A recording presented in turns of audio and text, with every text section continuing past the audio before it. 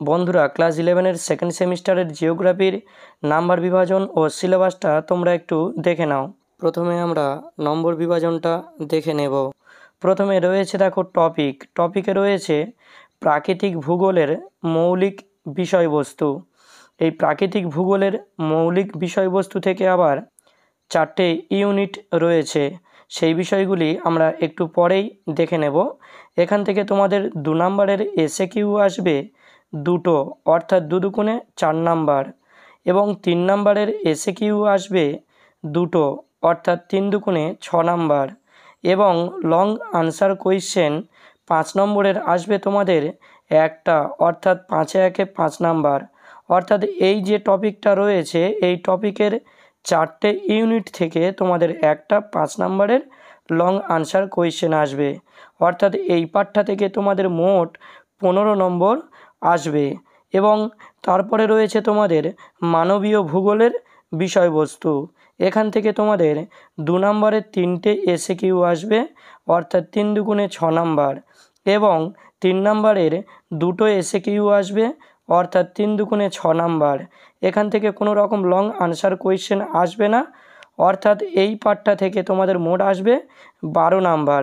এই পার্টেও বন্ধুরা তোমাদের 4টে ইউনিট রয়েছে, সেই অধ্যায়গুলো আমরা একটু পরেই দেখে নেব। তারপরে রয়েছে ভারতের ভূগোল।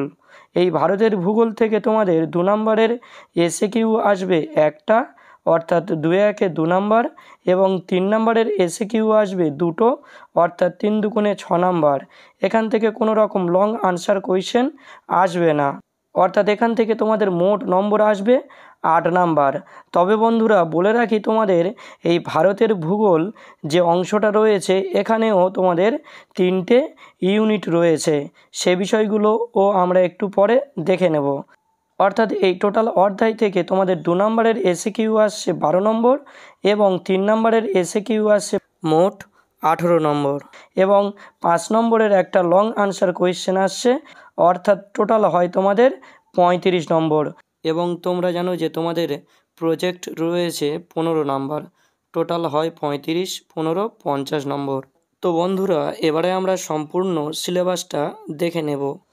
তো দেখো বন্ধুরা, তোমাদের এটা একটা অফিসিয়াল নোটিশ দিয়েছিল, সেই অফিসিয়াল নোটিশ থেকে আমি সিলেবাসটা বলছি বাংলা ভার্সান করে। তো প্রথমে রয়েছে subject topic fundamentals of physical geography, অর্থাৎ বলছে ভৌত ভূগোলের মৌলিক বিষয়বস্তু।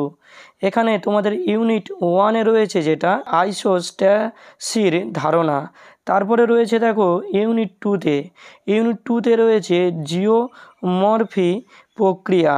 তারপরে ইউনিট 3-তে রয়েছে ওয়েদার অ্যান্ড ক্লাইমেটস, অর্থাৎ আবহাওয়া ও জলবায়ু, এবং ইউনিট 4-এ রয়েছে তোমাদের হাইড্রোস্ফিয়ার।